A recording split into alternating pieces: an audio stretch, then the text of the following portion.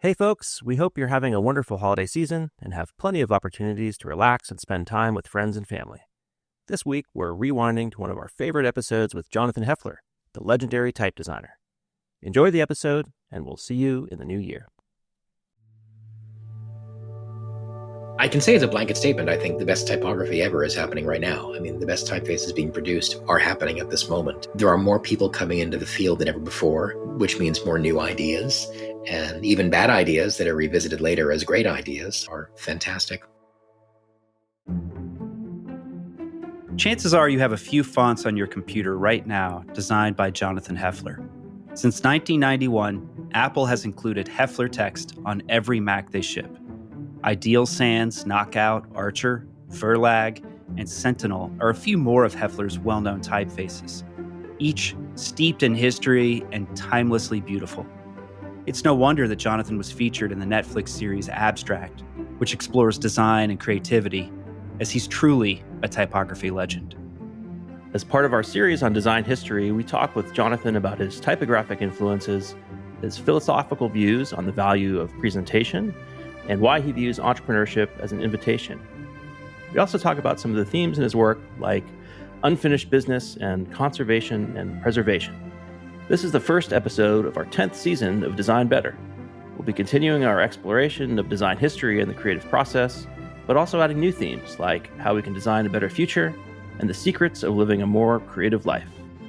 This is Design Better, where we explore creativity at the intersection of design and technology.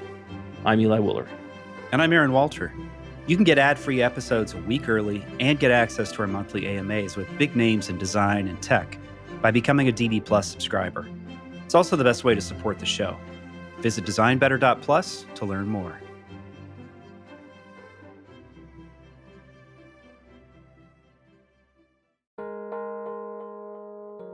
We'll return to the conversation after this quick break.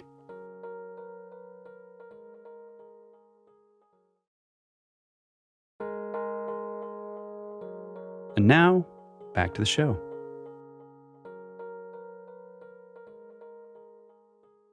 Jonathan Hoefler, thank you so much for joining us on the Design Better podcast. Oh, it's my pleasure to be here. So, Jonathan, those listening to the podcast can't see what's behind you, which is an impressive library of books. And if anyone who's listening has seen your episode of Abstract, you're sort of combing through these giant stacks of type specimens and so forth.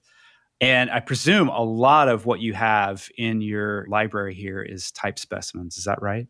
It is. The room I'm in right now, it's probably about a third type specimens, a third books on books, and a third miscellany. There's all kinds of design ephemera that I find inspiring that's made its way into my work over the years. That's great. And before we hit record, you had mentioned that there was a flood recently, so you've kind of just got things up there willy-nilly. And you're a very particular guy, which I think is a big part of your success as a type designer. Is there a specific taxonomy? How do you organize these books? I asked this question of a librarian recently, and she told me that the entirety of typography is stuffed into one Dewey Decimal number, basically. So from there, you need to figure out what to do. I try to arrange things in a way that makes sense to me, but it's not very extensible. Some things are arranged by nation of origin or chronologically within that. And then I have the inevitable things I bought at that one fair and an entire shelf of books my friend Jerry Kelly gave me. So it's kind of erratic. Type is hard to categorize. The library is a good metaphor for that. The history of letter forms is complex, and it is not just typography, which technically speaking is the history of letters made for printing, but it's calligraphy, it's stone cutting, it's sign painting, it's digital inventions as well. It's very hard to weave a single story from all of these complex inputs, and it makes typography fascinating, but kind of vexing at the same time. Could you just take us back to the beginning? So you've been designing type fonts for decades, and your work is some of the best known out there. Anyone who's got a Mac has used Hoefler Text probably many times. That's been on all Macs for quite some time, right? It has since System 7, the operating system in the 90s, for which Apple commissioned Hoefler Text, and it's been theirs ever since. That's incredible. What got you into this space? I've always loved lettering. It's something I've always paid attention to, even as a kid. My dad was a set designer in the theater and made most of his living in the 70s and the 60s working on industrial musicals, which were these strange inventions. Sales groups who bring together their sales staffs from around the country to have a 3-day weekend at a hotel and be dazzled by song and dance and the new products and so on. And he did those. And that ranged, in his case, from doing set design and sometimes costumes and so on, to doing all the multimedia. So he always had dry transfer lettering in the house. Press Type was the brand at the time. Letraset was the next one. I grew up with these things as a kid, and I knew the names of typefaces from childhood and desperately wanted to make them as an adult, and found when I turned 18 that you could study graphic design and you could be an art director, but there weren't yet programs to study typeface design or really jobs in typeface design. So I found myself kind of doing this as a freelancer very quickly, but at a time when the Macintosh was new and magazines especially were converting to electronic publishing, and there was this sudden appetite for fonts on the computer. So I learned by doing some work for some very respectable designers early in my career, and then branching out to do freelance work for art directors, and it all unfolded from there. Quick side question. Your dad's career, is that where the kind of dog and pony show term came from? Is there any relation there to the industrial musical? It just came to mind when you're talking about it. I don't know, but it wouldn't surprise me. These really were theatrical events, and they're fascinating. My dad's big show from the 1960s, he did a lot of Broadway and off-Broadway as well, but his biggest show was for GE. It was called Got to Investigate Silicones. And they had a Broadway composer and lyricist writing all these songs about silicone rubber, and they had Broadway stars dancing and singing and telling you things about sealants and rubber shoes worn by astronauts and so on. And they were properly theatrical. They were big, wonderful things, but a strange kind of applied art. I guess typeface design is similarly oblique to the culture in that way. If we're going to kind of rewind a bit to the historical perspective that we're hoping to capture in this series of interviews, where would you kind of start modern typography? I mean, would you rewind all the way to the Gutenberg press? Is there stuff before that? I know you said it's very complex, but if you were to kind of like give it a starting point, where would you start? I don't have a good handle on what modern necessarily means in different applied arts, but I would say in typography, it's been a series of unfoldings in which different ideas about communications affected the shape of letter forms. We think of typeface design today as being largely aesthetic, being a person has an idea for a shape of an alphabet and they create this as a product. And that is what it's evolved into. But going back over history, you find that a lot of the ideas that shaped the alphabet came from elsewhere. I think the most important one after Gutenberg probably is around 1500, when Aldus Manutius, who was a printer in Venice, had this marvelous idea to print books you could actually carry around. Books at the time were folio size or quarto size, these big things that sat on desks. He invented the pocket-sized book and found that Roman printing type wasn't especially space efficient for small books. So he had a man named Griffo cut the world's first italic typeface. So italics at the time were a form of handwriting, essentially. Griffo adapted this handwritten style into printing type. And because it was narrower and the proportions were such, you could stack it more tightly vertically, you could fit a lot more words per page. So this is Aldus 523 years ago, not thinking about something stylistically for the sake of what it evokes or how it might function semantically, but how it functions as a tool part, how you can actually use this kind of thing to yield this kind of result. And of course, italic typefaces didn't sweep the world for setting books, but 30 years later, they became an analog to Romans. So suddenly you have people like Claude Garamond, whose name lives on in typefaces today, creating families of typefaces with both Romans and italics. And suddenly the italic has this role as an auxiliary. It's not just a different style, it's a secondary style that can articulate text in some way. And so in type history, you have this series of events that have to do with people trying new things for different reasons, and the corpus of type absorbing some of these ideas into our understanding of what type is. The boldface is a great example as well. It didn't exist until the 1820s, when a series of Georgian printers, I suppose, began trying different kinds of visual novelties to see what would attract people's attention in poster types. And one of these novelties was to massively inflate the stems of a typeface. And there are all these period piece typefaces that came from this period that are recognizable and fun. But the more interesting idea is that making a typeface physically heavier could, again, provide a new semantic way of distinguishing text. So suddenly, 3 centuries after Gutenberg, we have the idea that a typeface can be Roman or italic, or it can be regular or bold. And this goes on and on and on. We have sans serifs entering the lexicon around the same time, condensed typefaces in the late 19th century as well. And so it really isn't until the turn of the last century, or I guess the previous century now, in the 1890s, that there is really any kind of conscious approach to looking at typography in some kind of curatorial way. And this goes back to Aaron's question about taxonomy. In 1892, there were a series of, I think it was 23 different American type makers that formed a cartel called ATF, the American Type Founders Company. And when they organized under one heading, suddenly there was the question of which member foundry's library had the best version of a certain style, who had the best French Clarendon condensed. And they appointed a man named Maurice Fuller Benton to the task of first going through all of these disparate collections and finding the best example of all these different typefaces.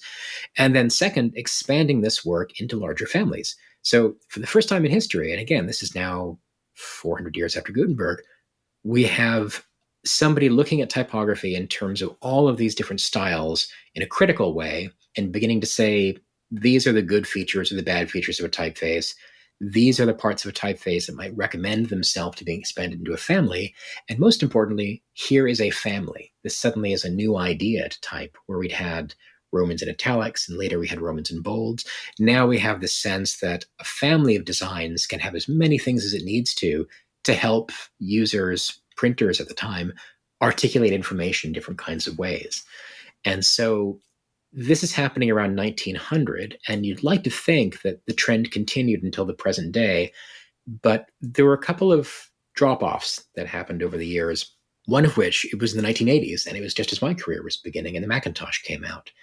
The exciting thing about the Mac was that you could summon typography, I mean, proper printing types from your keyboard, and ultimately you could make fonts of your own.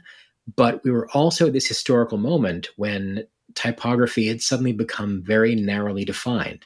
The expectation was that families had 4 styles only, regular italic, bold, and bold italic. And we still live with this in programs like Word, and we know the key commands for bold and italic and so on. But to look at typefaces from the 1920s and see things like 12 different weights, this concept had been lost in the transition from classical typography, foundry types, and later phototypes into desktop publishing. And so when I began working, one of my questions was, well, how can we fix this? How can we go back to the time of font families being not just larger, but more expressive? How can they be more unique and express some of the things the designer wanted? How can character sets be broader as well? By the 80s, we were looking at character sets that had 256 glyphs in them, and that was it. And there wasn't really a space to say, my typeface has 2 different kinds of ampersand, or my typeface doesn't need mathematical operators. Type in the ensuing 35 years has really been about expanding what technical affordances, technical allowances permitted in terms of what designers wanted to do. And so that was really one of the first things I was dedicating myself to, is trying to make font families more expressive, trying to make typeface glyph sets more interesting, and really trying to avoid the obvious, trying to avoid the expectation that every typeface needed to have an italic and a bold italic, which is just kind of a strange fossil of this one moment in our digital history. This is one thing that I've always just loved about your work, is how generous the families are. They're just, I remember the first time I found Knockout, and I was just like, wow, I can kind of design anything for any situation digitally with Knockout, because Knockout, how many faces are in that? Knockout is 32.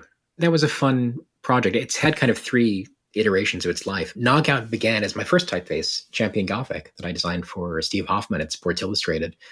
Champion is this kind of celebration of American wood types, the things you know from banner headlines that say, President elected in the 1940s and so on. Hatch Show Print. Hatch Show Print, exactly, is the kind of main purveyor of these kinds of things right now. And the Hamilton Wood Type Museum in Two Rivers, Wisconsin still makes these things. Wood type, I think I learned about it as a kid from the designs of Paula Scher, who's now partner at Pentagram and has been an extraordinary designer for ages. Something that I think Paula saw in wood type that I did as well, and that my client at Sports Illustrated did, was that it's got personality. It hasn't hewed to the Swiss International style of Helvetica. It's not this regimented family of weights and widths. So when I created Champion Gothic, it was this anarchic set of 6 different sans serifs that are formally related, but not really the same design played out as a theme and variations. I revisited Champion and grew it into the Knockout family in 1994, and those 6 styles became 32. And the kind of gag there is it looks like a rational design. It's got this schedule of 9 different widths across 4 different weights with some holes in the perimeter, but there's no center. There's no regular version of Knockout from which you can say this is the bold or this is the light. They're all things that stand on their own. And so one of the joys of seeing the typeface used for me is that people use it in this sort of potluck way. They choose the parts they want and they use them, ignoring the rest. And that kind of is a meditation on that moment in the late 19th century when people like Morris Fuller Benton were faced with, oh my goodness, I have 10,000 different sans serifs from different places. How do I organize these in a way that's going to make sense for a jobbing printer when they're setting a poster or making a business card? So Knockout has some of that. I mean, the idea of the kind of alternative type family is when I've returned to a lot. Champion, which became Knockout, which later grew into an even larger family called Ringside. That's one example of it. We did a typeface called Nitro that has 2 italics, one leaning right, one leaning left, but no Roman. There was a package called Numbers that has 16 different fonts of numbers that have no morphological similarities. They're just kinds of numbers from the world we experience. So there are things from playing cards and dollar bills and so on. Gas pumps, things you can recognize kind of iconically, but they're not a conventional family. And then things like probably the most bizarre one I've done is a family called Inkwell a few years ago. And Inkwell is a series of handwritten styles that are alloyed with conventions from both calligraphy and typography. So it's your handwriting, if your handwriting was the kind of Gothic black letter used for the New York Times logo, or it's your handwriting, but it's a fluid script, or it's your handwriting, but it's a condensed sans serif for a poster. I think what I stumbled into with Inkwell is that same idea that I think maybe type founders from Aldus in 1500 to the Victorians had, which is what are the ways in which typography can really provide more voices for designers, provide more different ways of articulating information beyond just this is for emphasis and so on. Jonathan, I'm curious how you think about sort of the bridge between early typography, which was somewhat constrained by the physical nature of the typefaces, right? These were actual blocks of lettering that were, in some cases, wood, some cases steel, and there was some amount of constraints around what you could do with it, to the modern digital photography, where essentially there are no real constraints on these 2D forms. And you look at some typefaces now that you could say maybe are a little gimmicky, have like ink traps when there's no real purpose for a digital ink trap, obviously. But yeah, just curious how you think about that when you're designing a new typeface. How do you bring in these traditions without them being too gimmicky or cliche? The question of what is cliche and what's not in typography is really kind of the center of the problem, isn't it? I mean, a typeface needs to be evocative in some way for it to be useful, but it doesn't necessarily need to be quite so on the nose. It only says one thing. My example for years was always, you can glance at a newsstand and know immediately which are the fashion magazines, which are the sports magazines, which are the racing magazines, from the typography alone. Because there are these traditions in these verticals of fashion magazines for 50 years have used these high contrast typefaces with very thin serifs, and muscle magazines use these beefy italics that are tightly set and tightly leaded and so on. I think as somebody who for most of his life has made typefaces and provided them to designers, I've always wanted things to do both. I've always wanted a typeface to have a kind of obvious reading that a designer could employ to communicate something that is recognizable and shared by all readers, but to also be open to interpretation, to be something that isn't just limited to one kind of application. I did a family in the early 2000s called Shades, and it was a set of things that are ornamental in different ways. One has an inline, one is faceted, looks three-dimensional, one is based on a stencil. And one of the goals of this project was to design a set of decorative faces that didn't just have one reading. The octagonal typeface didn't just say sports. The inline typeface didn't just say luxury candles or whatever. There was enough of a mix of different influences that there was a general sense of something going on without it being quite so specific. And I think that really is one of the great challenges in typeface design. One thing that I love about all of your work is there's always a sense of discovery for me, that there's something unique that I didn't expect to find, and always a sense that there's deep history here. And sometimes it's overt and I can kind of see it, like I recognize the echoes of past time. But then as you kind of pull on the thread, the history reveals itself further and further. Could you talk to us about how that historic literacy informs your work and how that's, I mean, it seems inextricable. It's so essential to the way that you work. I think some of the most satisfying things I've gotten to do are typefaces that have a historical hook, perhaps, but are not necessarily going in the place that history suggested. One of the first typefaces I did was a family of things for Rolling Stone called the Proteus Project. This is around 1991. And it's kind of a theme in variations where there's a sans serif and a slab serif and something called a Latin, which has triangular serifs, and something called a Grecian, which is made of octagons. And I made these typefaces for the magazine, and gradually the request came through to make italics for them. And there are historical models for a slab serif italic and a sans serif italic, not so much for a triangular serif Latin italic, and not at all for the octagonal Grecian italic. And so I found myself in this marvelous place of having to guess what a historical designer might have done with a modern brief, or what a modern designer might do with a historical brief. How you really dissect the idea of this octagonal typeface that goes back to the 1840s and imagine how it might be adapted to serve an italic structure. And there are obvious things designers might do. Italics, just for the audience, aren't just Romans that are tilted over. They usually incline to the right, but they tend to evidence some sort of calligraphy. So you find the strokes are a lot more flowing, and you find that certain letters like the lowercase a take a different shape, the G takes a different shape. This puzzle to figure out how to hang a Grecian suit on italic bones was something that didn't have one specific answer, but I came up with an answer that I quite liked a lot.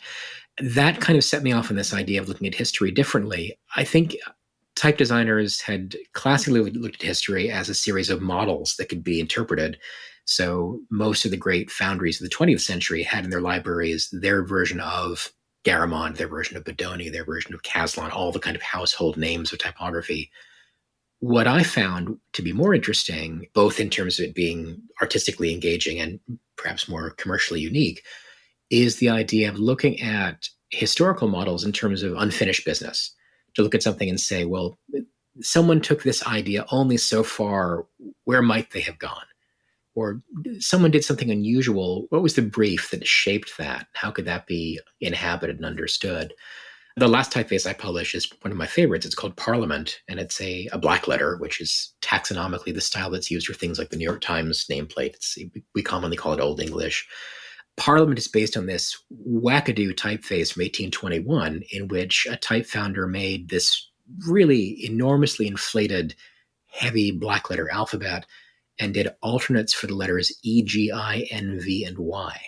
And that's a strange series of letters. I mean, they're not the most common letters in English. They're not the least common. They share nothing in common in terms of their shape. What was this designer doing? And in looking at the design, the original characters that he made for the capitals and these 6 alternates, I realized that those are the 6 letters in the Gothic alphabet that are the most unfamiliar to modern readers. So we've all seen this black letter typeface where the E looks a lot like a capital C, but with some additional Gothic tracery going on inside. You kind of need to decode that with modern eyes. It doesn't read as an E. The E we know is the vertical stroke with the 3 horizontals projecting from it. And so his alternate E, sure enough, was that kind of Latin structure with a bunch of Gothic flourish added to it. The G was the same thing. It looked more like a capital C with a serif at the bottom. The I, instead of looking like a J, it looked like a stick, basically. So if that theory was correct, then my question was, could you apply that same logic to the entire alphabet? Could you do a more modern version of the F as well as the E? Could you do an old version of the D, which had been modernized as well? And so the typeface that emerged, Parliament, has two sets of capitals, one very archaic, one very modern, both made of the same stuff, both feeling kind of Old Englishy, but different in terms of their shape, providing little slightly different moods.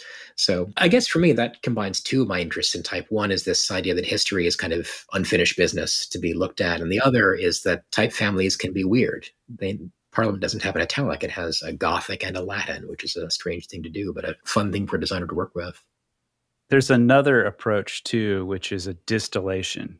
I'm thinking of Gotham in particular, and I've heard you talk about this in the past, but the extensive amount of research that went into gathering all these different examples that then got distilled down into the spirit of Gotham. That seems like a different approach. Am I wrong in that?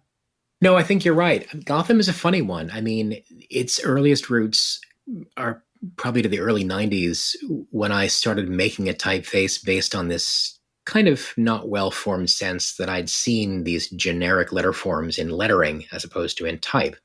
And you see posters from the WPA and, absinthe ads from Paris at the turn of the century and packaging and so on that have these kind of elemental letter forms. They recur over and over again in history, but they'd never made their way into typography. They were never printing types that had these kinds of forms to them. In that part of the Gotham project, and that's its very, very earliest origins, the real story happens later, that process was less about rigorous historical research and more about just kind of gathering magpie-like things that I liked and figuring out if they had something in common.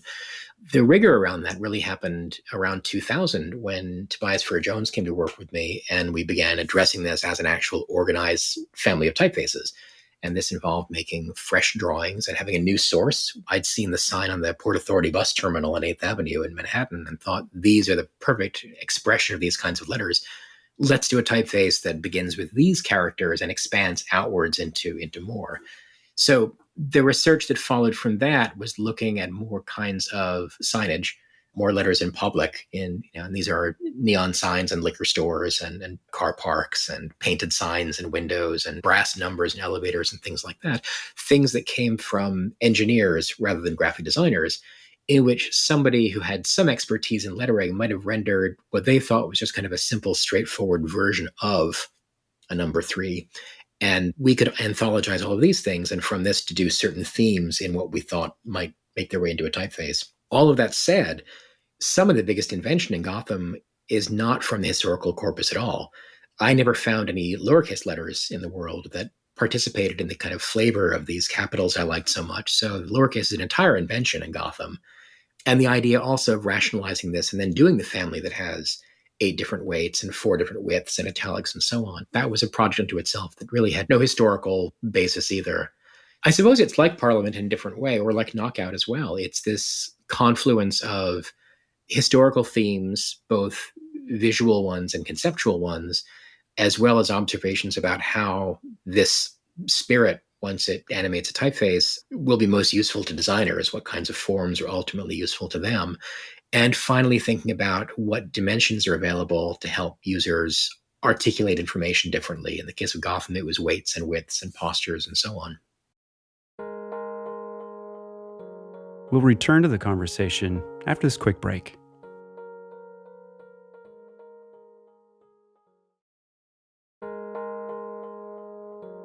And now, back to the show.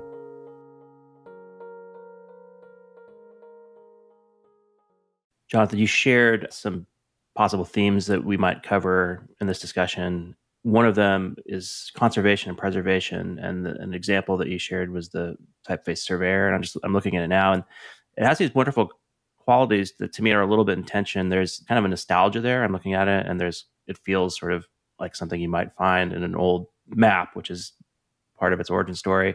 But then it also feels like I could very easily see it in modern use too. I'm curious how you kind of like work with that tension and also maybe explore that theme a little bit about conservation and preservation. Sure. Surveyor does indeed come from map lettering. There's a marvelous article that a historian named James Mosley wrote about a style he called the English vernacular, which is this movement in lettering in the from the middle of the 18th century to the late 19th century that affected different kinds of lettering, from sign painting to engraving of copper maps. So I'd seen the kinds of lettering that we know from maps and thought, this is something that is recognizable and iconic. We all can kind of feel where these things came from. You can see these flowing italics and imagine them being used to delineate a river on a map, or these bold capitals being used for the name of a state or a county or something. Surveyor was a commission from Martha Stewart Living magazine from Barbara DeWilde, and it was a chance to take some of our love of lettering and maps and create a family of typefaces that resurrected these things. The first conservation part of the typeface for me was that this sort of lettering was becoming extinct. You can look at an engraved map from the late 19th century or even the early 20th century and see these iconic letters where there is a ball terminal on the capital C instead of a serif, and the italics are very flowing and so on. But by the late 20th century, when maps are being made electronically, because there are no typefaces that have these characteristics, different fonts are being used. And all of a sudden, English vernacular lettering is out and Universe Condensed is in. So the first part of this for me was about actually trying to preserve this thing from extinction, because I thought it was beautiful. But the second part actually had to do with preservation of effort. Martha Stewart Living, and again, I'm going back to the early 2000s now, was really one of the most ambitious magazines I've ever seen visually. You think of Martha Stewart in terms of these ultimately aestheticized decisions and every photograph being perfect, and that's certainly all true as well. But typographically, it is an incredibly demanding publication. There are charts and recipes and gazetteers and tables and calendars and all kinds of things that require really specific and consummate typography. There was also an entire section of the magazine printed with a different printing technique. The center of the book was printed intaglio, which is an engraving process, and the outside is printed web offset, which is how most things are printed today. A function of that is the typefaces they traditionally used needed to be artificially emboldened for every single setting on this one signature of intaglio printing. So rather than have a production person go through and manually change all the art for all these pages, we made a parallel set of typefaces that had all the accommodations one would want. So that part of the magazine used a set of Surveyor fonts that was a little bit bolder, a little bit more openly spaced, had a larger lowercase, and so on. So really, there were two kinds of conservation involved in the end. There was the preservation of the artifact going extinct, but there's also the conservation of time. And something I found from that project was that increasingly the work I was doing as a typeface designer had to do with saving time or saving materials or saving space. We touched on Knockout before, and even the Champion Gothic typeface, the 6 styles that inspired Knockout, the 6 different widths were designed not because the art director wanted them, but because the editor that wrote headlines often would say, headline to come and go home for the night, return in the morning and have written a very, very long headline or a very short one. So with these 6 different widths, they could just step down to the narrower or the wider typeface, have things flush out automatically and get the work done. So that's been a theme of typography for a long time. And again, I can go back to Aldous in the first italics, but thinking about typefaces as things that people use not just to communicate, but to make it possible to communicate, to invest the right amount of time in a project, and to, in the case of a current art director, to work at a macro level rather than thinking about things like the fit of the typeface and the spacing and so on. That's a common theme in your work, is that integration and understanding not only of what makes a beautiful type design, but also what the setting process and the requirements are like and how to present that. And specimens have really informed your work over the years. And so in turn, you've spent a lot of time in the presentation of specimens to people.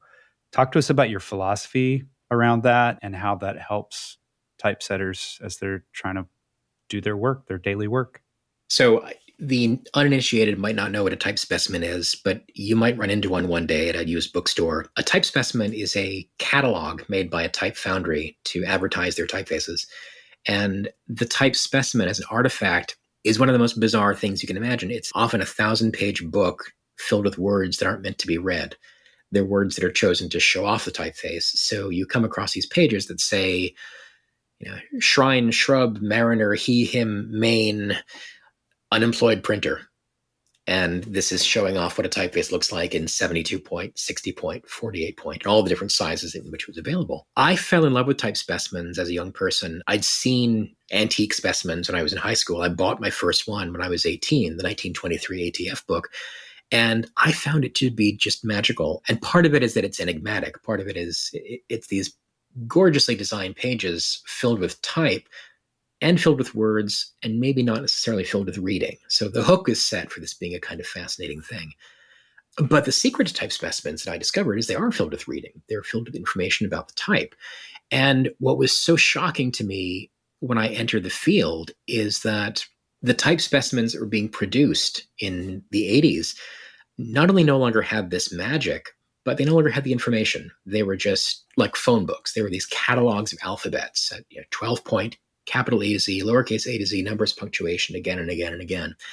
And I remember having this moment. I was flipping through a catalog, and it was just pages and pages and pages and pages of alphabets. And I thought, how is anyone possibly meant to choose? How are you meant to know what these typefaces are for? And you mentioned ink traps before. You'd find things like a typeface with these very eccentric little white cuts into all the angles and think, what is this kooky thing somebody has made? Well, this turns out to have been a typeface designed for telephone books, and telephone books are printed on absorbent paper, and the details in these typefaces are designed to anticipate what happens when the font is inked and winds up being absorbed into paper, and the end result is perfect. This is a typeface I'm describing called Bell Sentinel, designed by Matthew Carter in 1976. To me, to see a typeface like Bell Centennial, which was a highly specialized industrial part with a very specific intention, just organized with other typefaces that began with the letter B, it seemed to miss the point. It was disrespectful to the designer that invested so many years in coming up with the idea, but it also didn't assist the graphic designer who might want to use the typeface. So one of the things I started doing early on is to produce proper type specimens, to move from these lightweight catalogs of thousands of fonts into small journals. They were devoted a lot of space to each typeface, both to show off what they could do, but also to tell their stories, to talk about the virtues and talk about the intentions, and explain to people that this typeface isn't just a toy, it's a tool. It exists to be used in a specific way. It's certainly open to being used differently. It's certainly open to being abused as well. But to explain that the different things that you see aren't necessarily on an equal footing. They're not fungible. They really are unique creations with a purpose.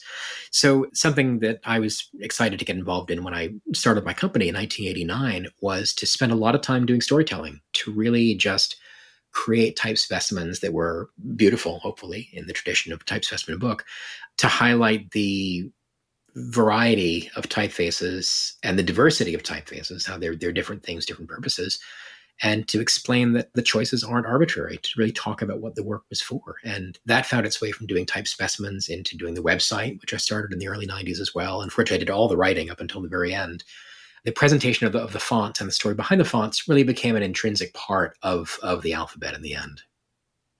That's a good segue to this other theme that you shared, which I thought was both interesting and a little cryptic, but this idea of entrepreneurship as an invitation and hospitality as an ideology. And it kind of made me think of Danny Meyer, who's an entrepreneur, but he's obviously very much, hospitality is his ideology. And so, yeah, talk a little bit about that. I'm curious.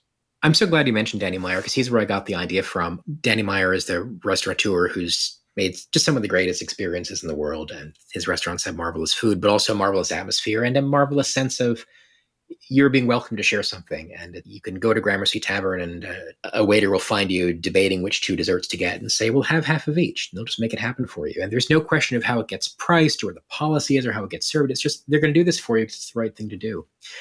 When I started the Hoefler Type Foundry, I really felt drawn to that same approach. The idea that creating an experience for people was more than just selling something. And type specimens were a big part of that. It was sharing the culture of the thing and getting people excited about it, but also explaining the differences in a way that's unthreatening and helpful. But I found as time went on that a lot of the things I got to do with the company were similarly about hospitality. It was not just designing type specimens, writing the website, writing in general, from the catalogs to email campaigns and social media ultimately. but also building tools, doing programming, working on databases, working on the website, thinking about all the ways in which the company expresses itself to people, and that messaging and tone and visual language, and for that matter, policies and things like the end user license agreement and the FAQ are all expressions of the same thing. They're all an expression of, I'd like you to be excited about this. I'd like you to be engaged in this. I'd like to solve any questions you have going into it. I'd like to make this a welcoming place. I think one of the challenges to small business owners these days is not having a native sense of that. I've met a lot of people who I think want to be involved in design, but I have very narrowly drawn interests. They just want to make the product, or they just want to control the identity, or just want to run the store. I always found, and I was lucky enough to have this be my experience at the company, that engaging in all of these things simultaneously is kind of coming from a similar place. So the writing and the designing and the speaking and the lecturing and so on were all a function of the same thing, if that makes sense. You recently sold Hoefler & Co., the whole library, this amazing library, to Monotype. What was that process like for you? Just, I mean, this is a life's work. You're a passionate person, and presumably there comes a time where you start to think, all right, how can this be carried forward? Is it by me or is it by someone else? What was that process like? It's not an easy process. As you said, it's hard to think about my life's work in terms of handing this off to somebody else. I think the thing that it came down to for me is I turned 50 when this process began. And that's one of those cliched moments of really taking stock of your life and deciding what you want to do. And I realized I'm ready for other things besides typeface design. While the upside of the company that I've been describing is that it invited all the chances to write and to speak and to draw and to design and so on, it also demanded all of those things. And we had grown by the end from a small single proprietorship into an international company with, at our height, 28 employees, and running a web service with 145,000 synchronized servers around the world to distribute web fonts into websites. It's a lot of work. It's a lot of obligations. And I think I had felt that the avenues open to me that are things to learn, the next things to discover to run the business, weren't as interesting as I would have hoped. It was less about, I can make a typeface, now can I make a specimen? I can make a specimen, now can I write a specimen? I can write a specimen, now can I publish this online? I can publish online, now can I learn user interface? The next things had to do with technology and law, and most of all, the commercial environment of type, which has changed dramatically in the last 35 years. And they just seemed less interesting to me than other kinds of things. Monotype approached us about buying the company, and I think just the right time. It was a moment where I was feeling it was time for a change. The company was doing well. Everybody there was invaluable, and they're all still at Monotype, except for a few folks who decided to move on. It felt like a good fit in terms of putting the library I'd created in the hands of people who still thought that fonts had value. We're in this strange moment now where there are companies that make and sell typefaces, and companies give fonts away for free. And this dichotomy serves different constituencies differently. But I feel very strongly that fonts do have value, and the best ones don't arise without some kind of investment and some kind of reward. So that's the ecosystem I've really committed myself to. I want to go back for a second to that idea of hospitality and welcoming. And I certainly experienced that when I was, I started my career as more of a physical product designer, and then shifted into web design and to some degree graphic design. And so I was very much a newcomer to, understanding typography. And it felt very intimidating because there's, innumerable choices and what works with what. So coming to your site and saying, hey, pair this with this, they work really well together. Like, done, this works. This is perfect. I'll just do this. It works. It feels good. I feel like this is a really quality, in my mind, product, because that's how I kind of oriented towards things. But I'm wondering how you, thinking as you move on to other things. And I know you've done some recent projects with like the Biden-Harris campaign, and maybe talk about that part of it, not so much the political side, but just the process side of it and how you kind of bring that hospitality into that. The Biden campaign, Robin Kenner, who was the creative director of the campaign, called me the day that George Floyd was murdered. Joe Biden issued the statement, and I think this is an off-the-cuff thing he said, but he said, enough. It's time for us to take a hard look at some uncomfortable truths. And I was moved by the candor of that. And I was also struck by what a difficult political message that was. It's not a 4-word statement. It's not initials on a hat. It's 14 words. And I suddenly felt very fearful that this man who I wanted to be in office might not be able to get his message across because it was nuanced. And I'm fortunate that Robin spotted the problem in the same way and thought typography to the rescue. So when she called, we talked about a number of things, typeface selection, a logo, color scheme, things like that. But the big challenge was this. It was how to turn complex messaging into something that is digestible and would be consistent throughout the campaign for a leader who speaks in long sentences, who speaks in complex sentiments. The idea that I proposed was to think about these messages in terms of words of action and connective syntax, and to come up with a playbook that helped articulate these things in different ways. So one of the first statements that the Biden campaign issued on, I guess it was July 4th, 2020, was, "We have a chance to live up to the words that founded this nation." And that's kind of a mouthful. The playbook that I'd suggested that they use for this was to highlight live up to and words and founded and nation in the sans serif decimal, and to use either a lighter weight of the typeface or the serif typeface Mercury to fill in the remainders. This isn't that different from things like the typography Revolutionary America, where we have life, liberty, and the pursuit of happiness, and Declaration of Independence, and life, liberty, and happiness are all capitalized, as was the style at the time. It was thinking about the idea of how we could create a typographic milieu that allowed this texture within a sentence, certain things to be in the foreground, certain things in the background. So the result is something visually interesting, also communicative at a single glance, but could also be used for all the communications in the campaign. So the result of this was seeing on Instagram things from 6-word phrases to entire decks of bullet points talking about things like healthcare and employment and inflation and COVID and so on, where they were able to really draw out key points in one way typographically and have the supporting information recede into the background, such that everything had the same visual theme to it from small to big, both in social media and in television and print and so on. That was the first part of the project for Biden-Harris, or I guess it was just the Biden campaign at the time. Part 2 was when Kamala Harris joined the ticket. There was a logo that the earlier Biden campaign had done with BID and the 3 stripes of red for the E and the capital N. They'd wanted to do a lockup that was some adaptation of that in the new typefaces with the vice president's name added, but they wouldn't tell me who the vice president was, and they didn't tell my client either. So we had this horrible situation of having to develop an identity for as many possible VPs as we could imagine. This sort of operated as a cell independently. The campaign wouldn't even say, "Here's a short list." They would say, "You've seen some names in the paper today. You should add those to the mix." So we're doing logos that are Biden-Harris and Biden-Rice and Biden-Duckworth and Biden-Warren and so on. And one of the bizarre things about this is it's one thing to have a corporation come to you and say, "We are Unilever, we need a typeface or a logo." It's something else, and they come to you and say, "Well, we can't tell you what our name is going to be, but it could be any of these 13 things or maybe others. Make it all work." And it was funny to have conversations with the campaign about things they'd never considered, like a ticket that was Biden-Rice and a ticket that was Biden-Grisham would have different shapes. That, Duckworth is a longer name than Bass, that, Baldwin begins and ends in the same letters as Biden.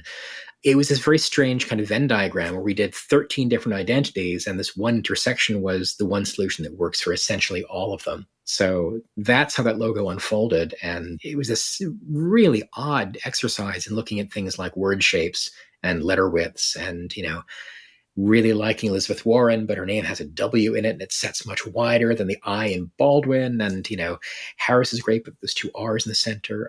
Just very kind of Kabbalistic ways of looking at these abstractions of letter forms. But we did the logos, and I found out who the candidate was when everybody else did. I got a call 25 minutes beforehand saying, it's looking like it might be number 7 on the list. Send us some EPS files of those. And the announcement was the Biden-Harris ticket. And there it was. And so at the end of this, we had both the logo and the typographic playbook that had to work together. So there was this system for all the messaging and the logo. And it fell to Robin and her team to really make that happen, which was endlessly complex. And also kind of one of the exciting things I got to experience is it was the first time I'd worked in Figma with a group of designers simultaneously.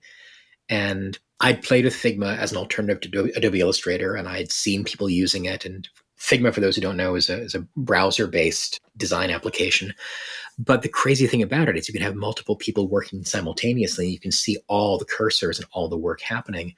And I remember being on this kind of coaching call with the team talking about here are some ideas you might want to try. And suddenly I'm seeing this happen in 14 different corners of the screen.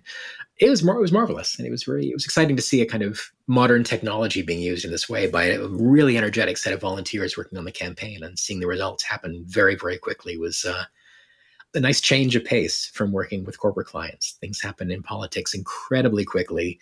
Approvals happen very, very fast. And decisions are just made in real time, which is not like anything else I've ever seen. In my mind, Jonathan, I can just picture you on the phone with Joe Biden. Sir, these are the candidates that you can consider. These candidates will not fit with your logo. Let's mark them off the list. Tammy Duckworth had a very long last name, and I thought I'm going to need to make a decimal condensed just for her name, and I can't commit to the entire typeface. I will tell you one thing, and the entire campaign has come and gone, and the White House has used the typeface for 3 years. Not a single person has ever noticed this. The decimal typeface that they use for everything is a sans serif that my designers and I made at the company. Decimal is based on lettering from wristwatches. And a character you see a lot in wristwatches is the capital J. There's a company called Valjoux that makes movements. And so you often see this J. And the J in a watch famously is a sans serif J with this long, wide serif along the top. And I preserve this, thinking it's a great detail. It looks terrific in the typeface. And I got a call from Robin telling me that Val Biden, who at the time was Joe Biden's campaign manager, as well as his sister, had said, I'm not sure we like that serif on the J. Let's take that out. So there is a custom cut of decimal that is just Joe Biden decimal with just the J changed. So you do occasionally find direction coming from on high, as it turns out.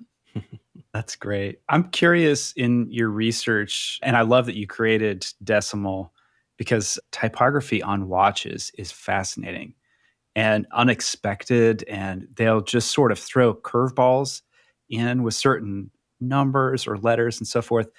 Where did that research take you, and did it lead you to buying a specific watch that's like the beautiful, interesting, quirky typographic watch? Well, I should probably answer the second question first, which is that I had this jarring moment in my 40s where I've been debating. I'd never owned a series wristwatch. I've been debating, am I buying a brand new Omega? Or am I buying a vintage Universal Geneve? And am I up to owning an old watch? What's involved in maintenance? And can I get it serviced? And I suddenly had this thought I could have more than one. I've been thinking of watches like eyeglasses, or you have one pair you wear constantly. I thought, no, they're more like shoes. I can have more than one watch. So that did begin buying a bunch of vintage watches. That's been financially ruinous. Watches are fantastic, though. There's a culture to the letters on watches, just as there is in maps, which became Surveyor, and signs that became Gotham. There's a distinct look to the lettering in watches that is probably a function of how they were made, being printed with this fascinating process called typography, which is kind of this rubber dumpling that gets pressed into an inked plate, lifted up and pressed onto a watch dial, and then baked. You find in all kinds of watch lettering and the different people that made these watch dials, all these mannerisms that are kind of fascinating. And some of them are personal, like the serif on the J. Some of them are formal. The number 4 on every watch face has this big square open counter. The counter is the enclosed area. And you think about the number 4 in your mind's eye, which is essentially a triangle with 2 spokes coming out of it. The number 4 on a wristwatch is this kind of half trapezoid where that triangle has been inflated to make more room inside to stop the ink or the luminol or whatever it is from encroaching upon the center of that non-printing area. So you see in watches not only all these special accommodations for small sizes and for reproduction at small sizes, but also this very specific set of different kinds of language need to be supported. So a watch that has wheels indicating the day of the week or the month, you'll find that someone has rendered the months of March and June in different styles of lettering, because March has a very wide M and June has a much narrower J. This marvelous interplay of the culture of watches, the mannerisms of the makers, the specific demands of the text, and the specific demands of the medium come together to create this just neat thing. Decimal was a chance to explore all of this and then to, again, explode it out into a larger universe of getting it lowercase and italics and weights and things like that.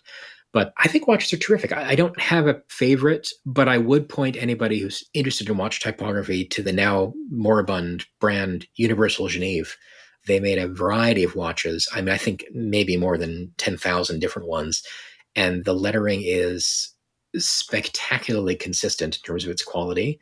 And the designs are incredibly innovative in terms of their variety. But they always, you can spot them from across the room. There's something about one that just looks perfect. And I think they benefit from being closed down before the dawn of digital typography because almost every watch brand today uses fonts rather than lettering. I should call out a couple of companies that don't, starting with Hodinkee, which is the watch website and all-purpose authority. Ian Cox is a designer there, has done some marvelous work on timepieces using lettering of his own invention that's steeped in the history of watchmaking. And their first branded timepiece used decimal. The first to use it was Hodinkee on this historic desk clock they made from old components and a new dial. Wow, fascinating. I did not know that. I'm a big Hodinkee fan. And I just find the history of watches and horology, I think there's a lot of overlap here in the design world because you've got very particular design approach.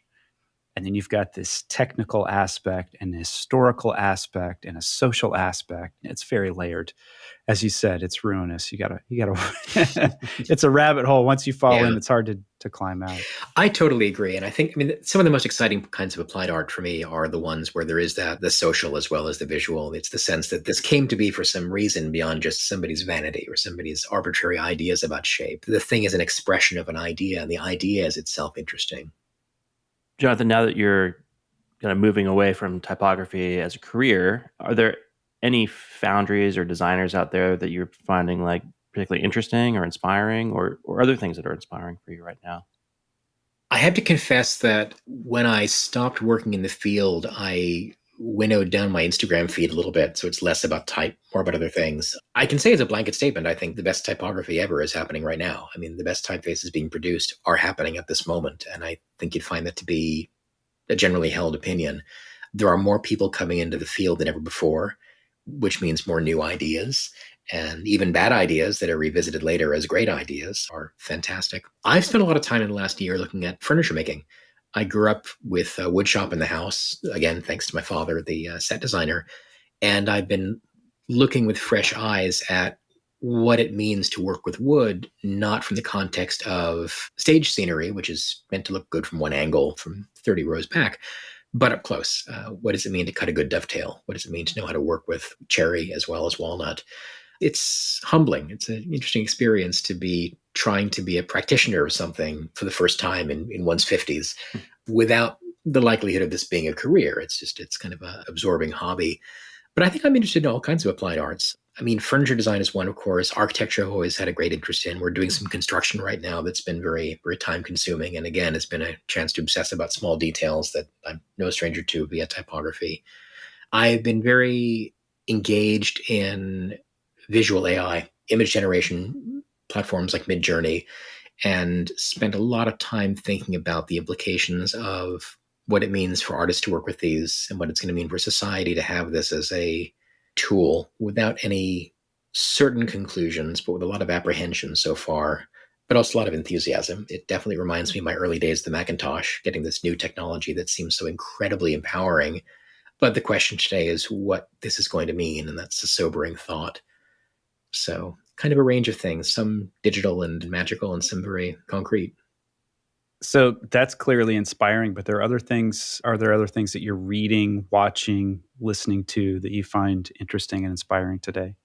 Oh, goodness. I just began Adam Gopnik's new book about mastery, which is kind of fascinating. He has taken on learning about a dozen different things at this point in his career that have nothing to do with writing. One is learning to draw, one is learning how to box, one is learning to drive. That's looking promising. I'm forgetting the title of the book, but the author's name is Jez Burrows, has written this very cheeky book made from the diagrammatic sentences and dictionaries that he stitched together. So when you look up the word murder and the sample sentences, he could have murdered his brother. He has collected all of these things and stitched them together into a story, which is kind of fantastic. I've been enjoying that. That's great. Jonathan Hoefler, thank you so much for joining us on the Design Better podcast. Oh, it's my pleasure. Thanks for having me. Thanks for including me in this marvelous season as well.